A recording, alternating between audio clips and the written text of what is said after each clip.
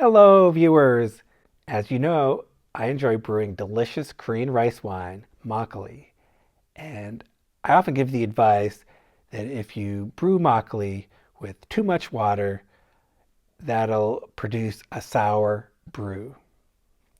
So I decided to do an experiment on this, a brew with rice to water ratio of 1 to 2, so twice as much water as rice, twice as much water as rice, and my hypothesis was that I'd end up with a sour brew.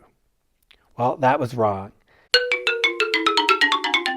So I'm sorry if I misled you on earlier videos where I made that kind of statement. It's not strictly true that brewing with extra water will give you a sour brew. So watch this video to see what actually happens, and I'll try to explain what I found in this experiment. I really appreciate all of you viewers who are watching today and are, comment and subscribe. I really enjoy the interaction, and I appreciate you sharing this video or other videos you might find interesting with with like-minded individuals. Anyone who's interested in brewing or consuming rice wine, you know, please let them know about my channel. I seem to be getting a boost in viewers right now, so I really appreciate your help in in carrying on this momentum and spreading the word about brewing rice wine at home. You know, it's a fun hobby. I want to promote it. So let's get into it. So here's my normal two-stage makgeolli recipe. If you add up the numbers, you can see that there's 1 kilogram of rice and 1.1 liters of water. But that extra 100 milliliters of water is to hydrate the rice flour, which was dry. So that doesn't count. So it's actually perfectly 1-to-1 rice to water ratio.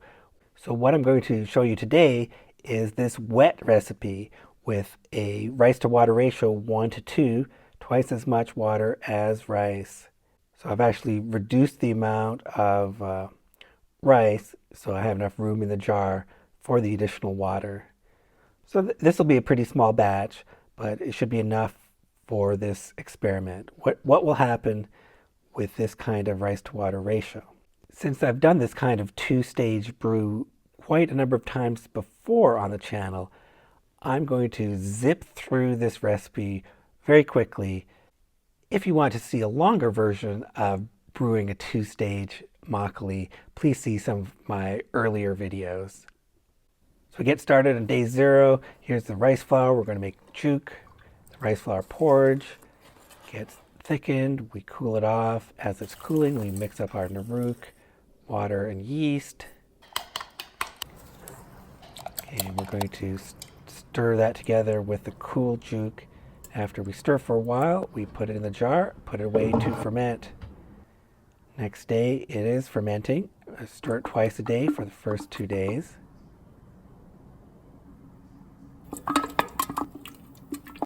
And then day 2, we are going to make some godobap, some hard steamed rice. We have to wash the sweet rice, soak it for more than 3 hours, and drain it for 30 minutes.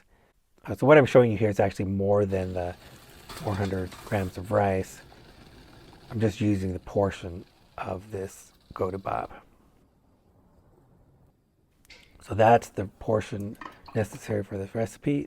Put it in the jar, mix it with the first stage, back in the cabinet to ferment, and we'll just watch it ferment.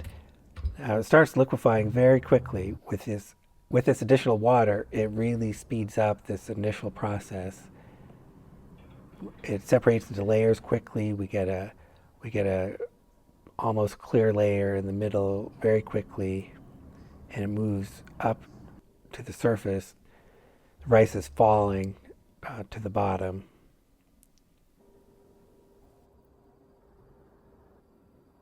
Let this go till day 18.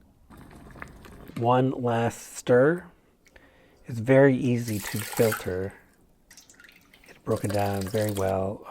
120 grams of jjigae left over.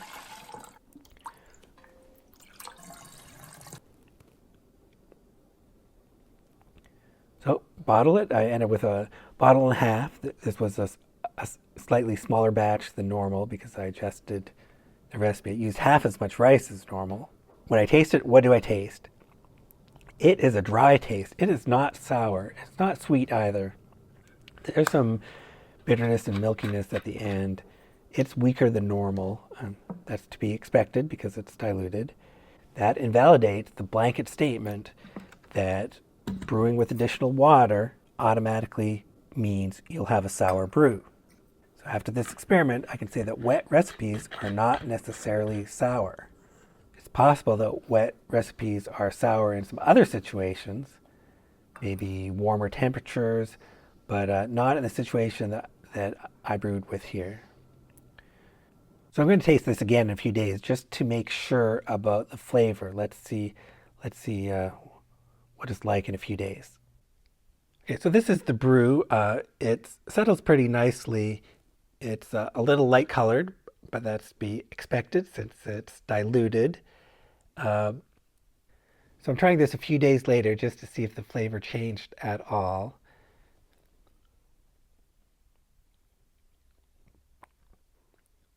So it's still pretty dry. There might be a little sourness now. I did not taste that sourness at all the first day I bottled it. One thing with the diluted brew, I do expect this to not last as long in the fridge. This might go sour in the fridge faster. The main effect of brewing with additional water, with a rice to water ratio of 1 to 2, twice as much water as rice, the fermentation really took off at the beginning. It happens quickly, but it doesn't necessarily turn sour. The fermentation went through the normal processes, and especially because I added wine yeast, the result was a very dry tasting brew. A lot of the sugars were converted to alcohol, and there was less residual sugar than normal, and not a lot of extra sourness. Also, maybe because I'm brewing in cooler temperatures, so there's less opportunity for the sour flavors to develop. So I think you still should watch out. If you're brewing in warmer temperatures, watch out for the additional water. I think I'd have to do more experiments in warm temperatures to see what happens there. But at least in cold temperatures, you don't automatically get sourness when you brew with additional water. The main effect is just the faster fermentation, the dilution, so you end up with a weaker brew. It turned out very dry, at least at the very beginning. I would drink this quickly. I'm going to try to drink this quickly. I'm not going to keep it in my fridge for a long time. All right, so that's the conclusion to my experiment. I hope you found it interesting. I'm sorry if I misled you in earlier videos with my blanket statements about the rice water ratio. It obviously is more complicated than just that one variable. So I'm glad I learned something from this experiment. That's the best way to learn is by doing and brewing. Thank you for watching.